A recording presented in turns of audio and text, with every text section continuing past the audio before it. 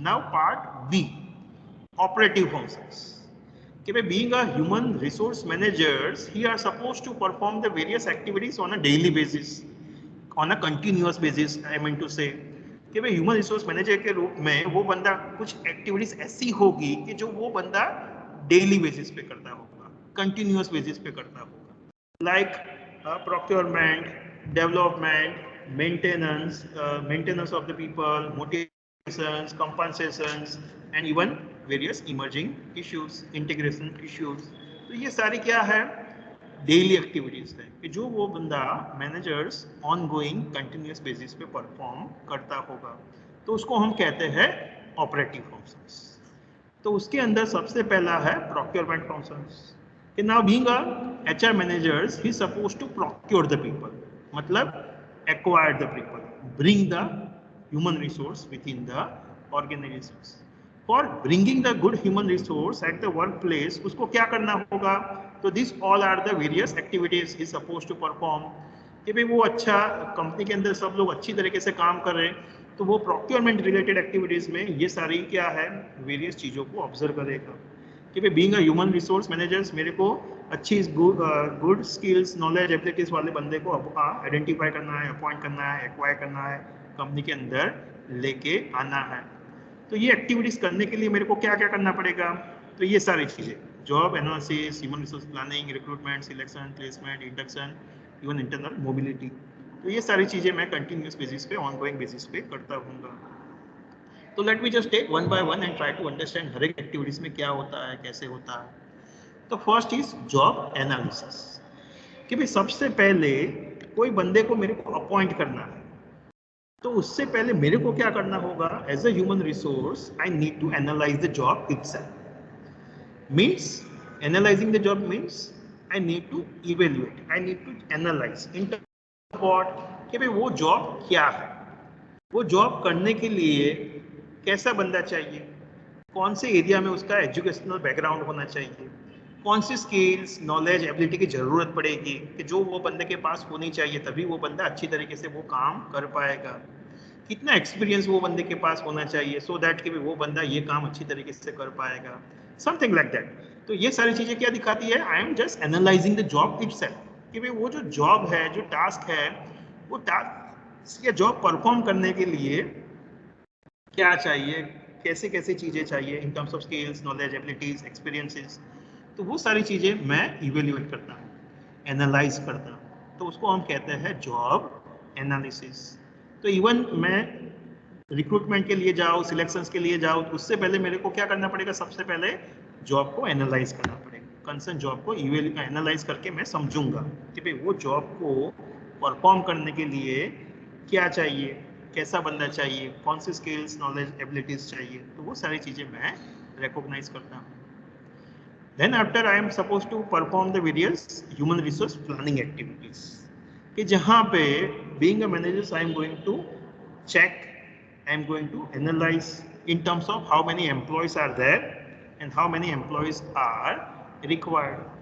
कि जो skills, knowledge, ability चाहिए कि जिस हिसाब से काम करना है, तो वैसी skills, knowledge, ability वाले कितने लोग अवेलेबल है मेरे पास, कितने लोग मेरे को छोड़ के चले जाएंगे at the end of the particular year, and how many are suppose to be required.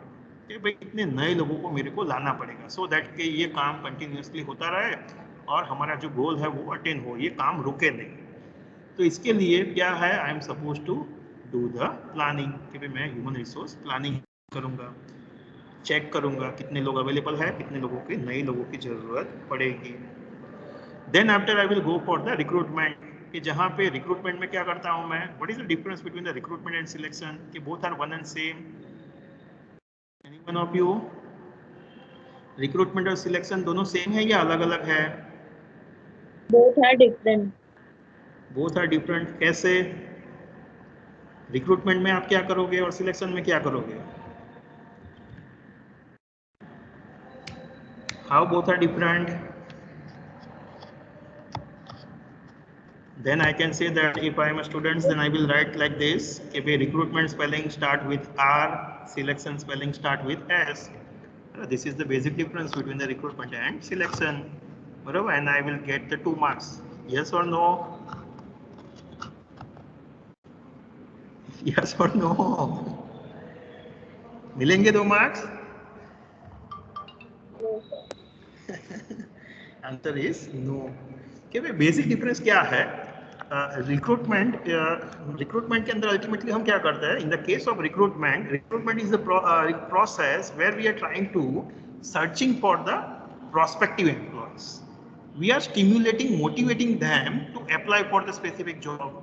कि भाई मैंने जॉब एनालाइज करके प्लानिंग करके आइडेंटिफाई किया कि भाई ये कंसर्न टास्क करने के लिए मेरे को बंदे की जरूरत है, तो उस हिसाब से मैं क्या करूंगा? कंसर्न न्यूज़पेपर्स में मैंने फॉर एग्जांपल एडवर्टाइजमेंट दिया कि as the so and so organisations we want the one engineers for performing this task, or he or she supposed to having this kind of skills, knowledge, इतना education background होना चाहिए, इतना experience होना चाहिए।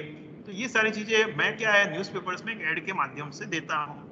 तो ये मैं क्या कर रहा हूँ? I am just performing the my recruitment process, कि जहाँ पे मैं लोगों को स्टिमुलेट करना चाहता हूँ, मोटिवेट करना चाहता हूँ कि भाई हमारे कंपनी के अंदर जॉब ओपनिंग्स है, आप अप्लाई करो। तो ये क्या है? It's one kind of stimulating process, कि जहाँ पे हम लोगों को मोटिवेट करते हैं कि भाई आप एप्लीकेशंस दीजिए, अप्लाई कीजिए। तो इसको हम कहते हैं रिक्रूटमेंट।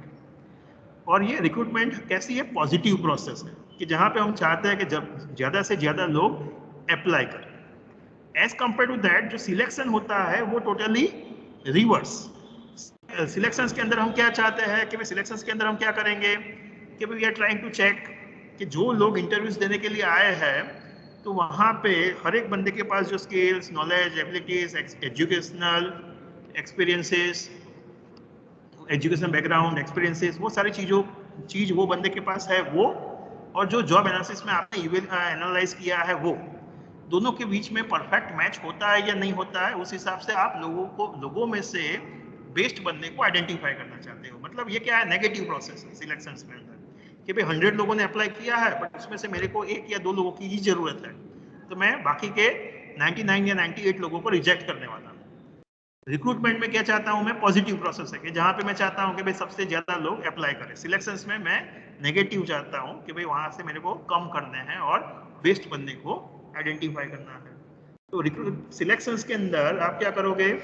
इंटरव्यूज कंडक्ट करोगे, हर एक पर्टिकुलर एप्लीकेंट को आप चेक करोगे इन टर्म्स ऑफ हिज और her skills, knowledge, qualifications, experiences, और इंटरव्यू के माध्यम से आप चेक करते हो कि भाई उसके पास जो स्किल्स, नॉलेज, एबिलिटीज है और वो कंसर्न जॉब की रिक्वायरमेंट है, दोनों के बीच में मैच होता है या नहीं होता है। अगर होता है then you will go for the placement, कि जहाँ पे आप क्या करोगे?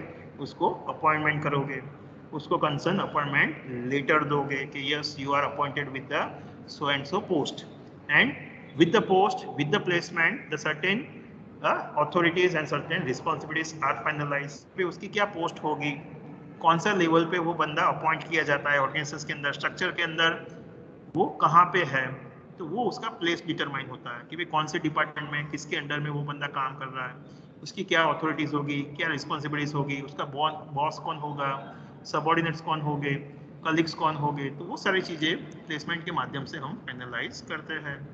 उसके बाद इंडक्शंस एंड ओरिएंटेशंस, कि भाई उसका प्लेसमेंट तो हो गया बट वो directly on the job day 1 से पर्टिकुलर काम कर पाएगा? आंसर इज नो, कि भाई वो बंदा कंपनी को जानता नहीं है, कंपनी के रूल, रेगुलेशंस, प्रोसेस क्या करना है क्या नहीं, वो सारी चीज़ें उसको पता नहीं है। So before he just actually start working, what we are doing, we are giving him or her various kinds of inductions and orientations programme. कि भाई इंडक्शंस ओरिएंटेशंस प्रोग्राम्स हम कंडक्ट करेंगे कि जिसके माध्यम से we will make him aware regarding the rules, regulations, what type of task he or she is supposed to perform, कि भाई उसके क्या बेनिफिट्स है, क्या अथॉरिटीज है, क्या रिस्पॉन्सिबिलिटीज है। तो ये सारी चीज़ें हम उसको इन्फॉर्म करते हैं, उसको अवेयर, उससे अवगत करवाते हैं, अवेयर करवाते हैं उससे। तो we are making him or her adjust, or we are trying to adjusting him or her with the new working environment, कि भाई नए वर्किंग एनवायरनमेंट उसके लिए टोटली सब कुछ नया है, तो वहाँ पे उसको इवन सेट होने में हम हेल्प करते हैं, नई रूल्स, रेगुलेशंस, पॉलिसीज को जानने में, समझने में उसको हेल्प करते हैं। तो ये सारा इंडक्शंस के अंदर हम एक्टिविटीज परफॉर्म करते हैं। उसके बाद even internal mobility, that is also a part of procurement process, कि भाई कंपनी के अंदर वो बंदा जो होगा उसका प्रमोशन, डिमोशन, ट्रांसफर, तो ये सारी चीजें क्या दिखाती है, इंटरनल मोबिलिटी दिखाती है कि भाई कंपनी के अंदर भी क्या है, वो बंदे की मूवमेंट होगी। मोबिलिटी मतलब मूवमेंट, कि भाई वो बंदा प्रमोट हो सकता है, डिमोट हो सकता है, ट्रांसफर हो सकता है। तो मैनेजर्स के रूप में इवन आप चेक करोगे, देखोगे कि भाई कौन सा बंदा अच्छा काम कर रहा है, कौन सा नहीं कर रहा है, कौन सा बंदा कोई जगह पे इश्यूज प्रॉब्लम्स क्रिएट कर रहा है। तो उसकी बेसिस पे क्या है, आप डिसीजंस लेने वाले हो कि भाई किसका प्रमोशन होगा, किसको डिमोट करोगे, किसको कहाँ पे ट्रांसफर करोगे। तो even that is a part of internal mobility. Same way even external mobility भी हो सकता है कि जब कोई बंदा कंपनी को छोड़ के जा रहा है या रिटायर हो रहा है या आपने उसको टर्मिनेट निकाल दिया, तो that will be a part of external mobility कि जहाँ पे वो बंदा कंपनी को छोड़ के जा रहा है। तो these all are the various functions, various activities which you are doing under the title of procurement। क्योंकि procurement functions के अंदर आप ये सारी activities day to day basis पे, ऑनगोइंग बेसिस पे एचआर मैनेजर्स के रूप में आप परफॉर्म करते हो। उसके बाद है डेवलपमेंट, कि भाई आप अपने हर एक ह्यूमन रिसोर्स को डेवलप करने के लिए भी क्या है, वेरियस एक्टिविटीज परफॉर्म करते हो, starting with training and development. तो फर्स्ट क्वेश्चन मेरा यहाँ पे है कि ट्रेनिंग और डेवलपमेंट दोनों सेम है या अलग अलग है? Training and different development, yes, क्या डिफरेंट है। डिफरेंस है? क्या डिफरेंस है? What is the basic difference? Training किसको दी जाएगी, डेवलपमेंट किसके लिए होता है? ट्रेनिंग के अंदर हम किसके ऊपर फोकस करते हैं? हाँ बेटा बोलिए। जो न्यू जो न्यू एम्प्लॉय हमने अपॉइंट किया है रिक्रूटमेंट और सिलेक्शन के थ्रू, उन ओके एम्प्लॉयज को हम ट्रेनिंग देंगे। और जो ओके ऑलरेडी हमारी है एम्प्लॉय, वो डेवलपमेंट कैटेगरी में आएंगे, उनका ओके डेवलपमेंट होगा, like okay skills. Okay good. Yes, anyone else who would like to elaborate difference between the training and development? Anyone? Okay, चलो। So training क्या होता है? Training is a one kind of process through which we are trying to enhancing the employee skills, knowledge, abilities, improving his or her attitude towards the organizations। कि भाई training के माध्यम से हम एक बंदे को इवन डेवलप करना चाहते हैं, ग्रो करना चाहते हैं। Same way, the development is a same kind of process, but in the case of development, we are focusing more on managerial skills। कि भाई डेवलपमेंट के अंदर हम क्या चाहते हैं कि भाई वो पर्टिकुलर पर्सन्स की मैनेजरियल स्किल्स जो है, मैनेजरियल स्किल्स, नॉलेज, एबिलिटीज है, वो चीज को हम एनहेंस करना चाहते हैं, बढ़ाना चाहते हैं। सो इन जनरल सेंस में हम कह सकते हैं कि जो ट्रेनिंग होती है that will be given to the people who are working at the lower level, के जो बॉटम लेवल के लोग हैं उनको हम ट्रेनिंग देंगे। ऐसी as one of the of you says कि भाई नया बंदा आया है उसको भी हम ट्रेनिंग देंगे। यस, कोई नया बंदा आया है तो डेफिनेटली हमें उसको इंडक्शंस करना पड़ेगा, उसको ट्रेन करना पड़ेगा। एंड उसके बाद जब मैनेजरल लेवल पे है, टॉप लेवल पे हमारे ऑर्गेनाइजेशंस के अंदर वो बंदा काम कर रहा है, तो वहां पे हम चाहेंगे कि वो जो बंदा है उसकी जो मैनेजरल स्किल्स है, डिसीजन मेकिंग स्किल्स है, उसको हम एनहेंस करना चाहते हैं। तो उसके लिए हमें क्या करना पड़ेगा, उसको managerial skills regarding various programs conduct करेंगे, वो बंदे को अलाउ करेंगे कि वो बंदा वहाँ पे जाए और वो कंसर्न टाइप्स के प्रोग्राम अटेंड करे। तो ट्रेनिंग के अंदर आप regular to do, how to do the particular task, वो सारी चीज़ें सिखाते हैं, जबकि डेवलपमेंट के अंदर हम उसको मैनेजरल टास्क के रिगार्डिंग, डिसीजंस रिगार्डिंग चीज़ें सिखाते हैं। So in this way there is a difference between the training and development. तो बीइंग अ मैनेजर्स, आप अपने एम्प्लॉयज के लिए उनके डेवलपमेंट के लिए भी वेरियस एक्टिविटीज परफॉर्म करते हैं कि भाई वो बंदे को परफॉर्मेंस कैसा है, परफॉर्मेंस को एनहेंस करने की जरूरत है या नहीं है, ट्रेनिंग की जरूरत है या नहीं है, वो रिकॉग्नाइज करते हो और उस हिसाब से वो बंदे को आप ट्रेनिंग के लिए भेजते हो। बट टॉप लेवल का बंदा है तो आप देखते हो कि भाई उसकी डिसीजन मेकिंग स्टाइल्स कैसी है, डिसीजंस कैसी है, कितना सक्सेस फेलियर रेशियो है। Based on that you will decide कि भाई वो बंदे को एग्जीक्यूटिव डेवलपमेंट के लिए जाना चाहिए या नहीं जाना चाहिए। So in this way you are trying to enhancing, improving both type of employees, at the top as well as bottom level employees. Same way, being a manager, you will focusing on the career planning and development of the people.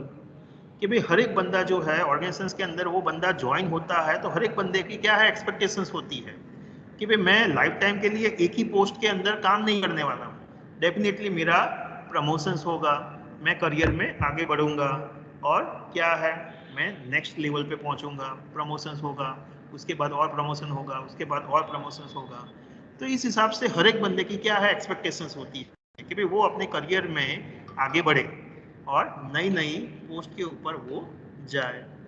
तो इसीलिए now being a HR हमारा task क्या है यहाँ पे human resource development के अंदर, we need to grow them, कि भाई हमें प्लान करना पड़ेगा कि भाई कौन सा बंदा अभी कौन से लेवल पे है, उसको कौन से टाइप की स्किल्स नॉलेज एबिलिटी की रिक्वायरमेंट है, उसको हमें किसके रिगार्डिंग में ट्रेन करना पड़ेगा, एजुकेट करना पड़ेगा, उसकी जॉब रिगार्डिंग क्या क्या स्किल्स नॉलेज एबिलिटीज़ है कि जो बंदे के पास है, जो नई उसको एक्वायर्ड करनी चाहिए, कितना अभी एक्सपीरियंस हुआ, कितना नए नए टाइप का कौन से टाइप्स का एक्सपीरियंस की उसको ज़रूरत है। ये सारी चीज़ें की क्या है हम एनालाइज करेंगे, प्लान करेंगे, डिसाइड करेंगे, तो सो दैट कि भाई वो बंदा वो पर्टिकुलर पर्सन्स के अंदर हम क्या है ये सारी चीज़ें डेवलप कर पाए और वो बंदा अपने कंसर्न एरियाज में आगे बढ़ पाए।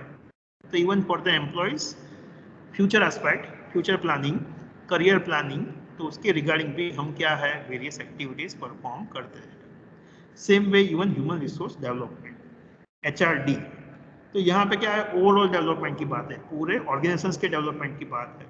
तो मैनेजर्स के रूप में, HR मैनेजर्स के रूप में हम हमारे पूरे ऑर्गेनाइजेशंस को कैसे आगे ले जा सकते हैं, एक अच्छा हेल्दी वर्किंग एनवायरनमेंट ऑर्गेनाइजेशंस के अंदर एम्प्लॉयज़ के बीच में कैसे क्रिएट कर सकते हैं कि जहाँ पे सब लोग साथ में मिलके अपनी 100% कैपेबिलिटीज़ के साथ एक दूसरे को सपोर्ट करें और इंडिविजुअल का गोल अटेन हो, कंपनी का गोल अटेन हो और उसका सबके साथ सबका विकास, दैट इज HRD, वो हम अटेन करना चाहते हैं। तो ये सारी वेरियस एक्टिविटीज़ हैं कि जो हम डेवलपमेंट फंक्शंस के अंदर कैरी आउट करेंगे।